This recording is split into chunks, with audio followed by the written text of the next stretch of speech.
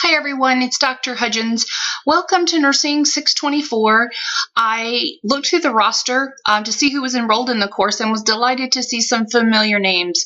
If you've had me before, welcome back. I'm happy to see you again. If we have not met, I hope this welcome video will give you a little bit of sense of who I am and a brief overview of course expectations.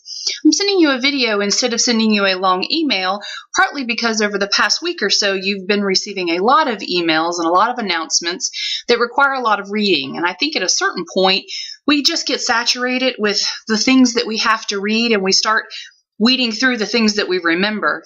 So I want to hit some highlights and let you know a little bit about myself and a little bit about my expectations for the course.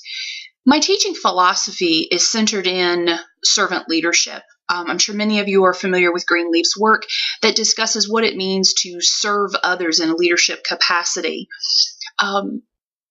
It's important to me that I make a difference in the world, and philosophically, that doesn't mean that I am subordinate to the world, simply that I believe that I have a role in service to help my society, my community. My personal philosophy for management and leadership in nursing is grounded in service. I think some of the tenets of servant leadership tie nicely in with what it means to be a servant teacher.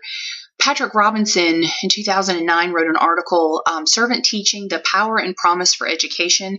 He did a wonderful job at talking about what it meant to serve our students, and he specifically focused on servant teaching, meaning that we used judicious use of power, that we listened and that we were empathetic.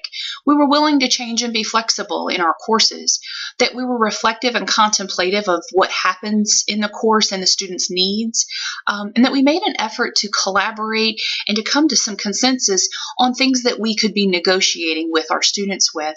I make an effort to provide that flexibility when it's possible. I try to be available and to be open and receptive to feedback. It is one of my favorite things to do is to teach, and I feel that it's an important job, so I want you to know that I value your time, I value your efforts. You're going to anticipate hearing from me regularly. I try not to over communicate in what I tell you I feel like is important.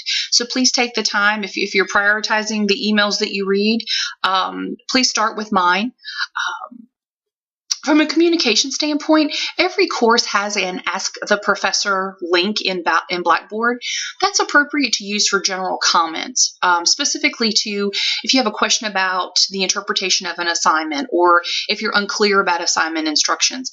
If you're questioning it, it's likely that one of your peers has a similar question.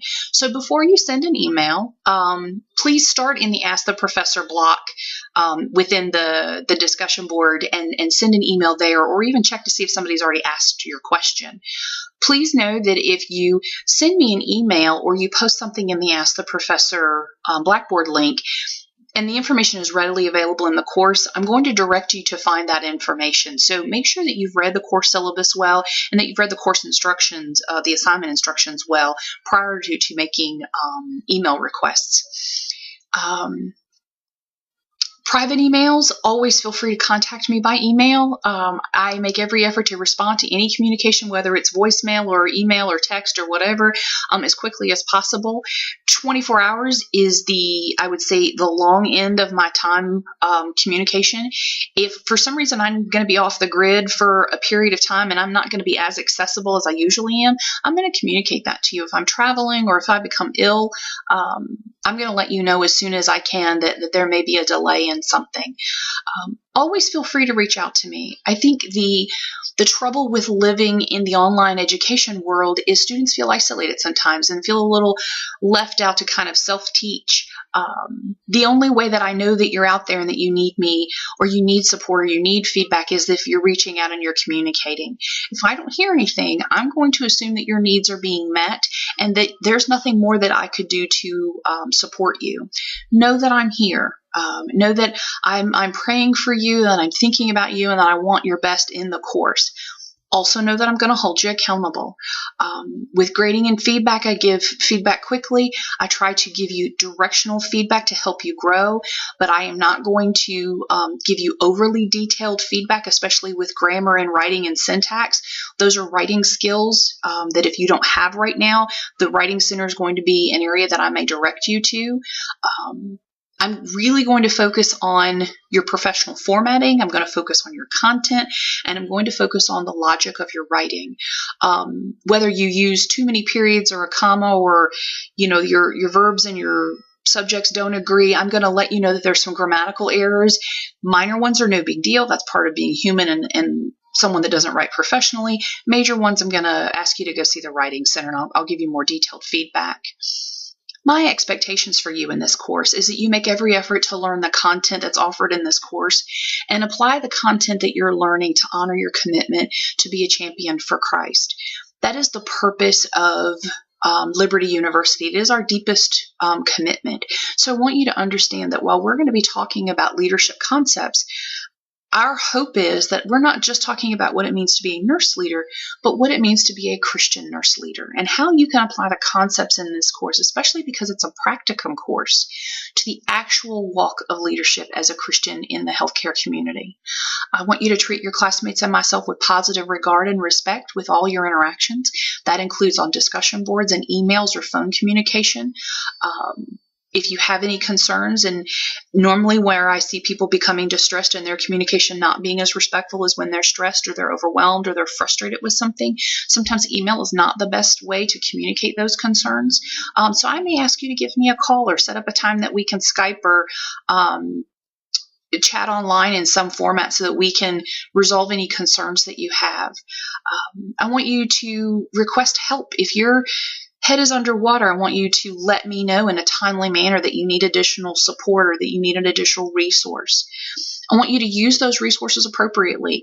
There is no shame in seeking assistance from the Writing Center or asking a peer to read your paper, or the person in your life that is most supportive of you, have them read your paper. Ask for people to pray for you. Ask for people to provide feedback. That's part of how we grow, is that we're receptive to other people's feedback. I want you to follow the course policies and guidelines with diligence. Our course syllabus is my contract with you. It's my commitment to you. When you and I enter into the course, I'm going to hold you accountable for the content, the assignments, and most especially for the deadlines. You have a week to complete your work, and outside of exceptional circumstances, it is my hope that you will honor those deadlines. The last thing I want you to know, and my expectation for you, is that you will be aware that I am praying for you, and that you will feel the presence of the Holy Spirit as you go through this course, that you will feel taken care of.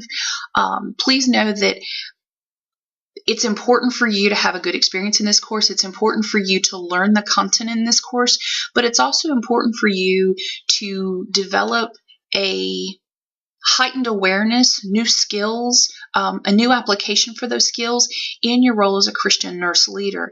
I'm going to be praying for that for you. I want you to grow in that area. I want you to grow professionally, and hopefully you're going to get through this course and feel like it was time well spent. Folks, if you've had me before, you know that I have pretty high standards. I'm going to hold you accountable. I'm going to push you a little bit and ask you to think differently, or maybe really push you on your APA, or make you go look at your title page 100 times. Know that is done out of Christian love and a sincere commitment to wanting to help you grow. If there is anything I can do to support you, please know that I'm here. Email me, call me, send me a carrier pigeon. I am here to support your success. As we go through the course, you're going to hear from me each week. If you have concerns, know that I'm here. I hope you guys have a blessed week. I will look forward to communicating with you at the beginning of next week. Y'all take care.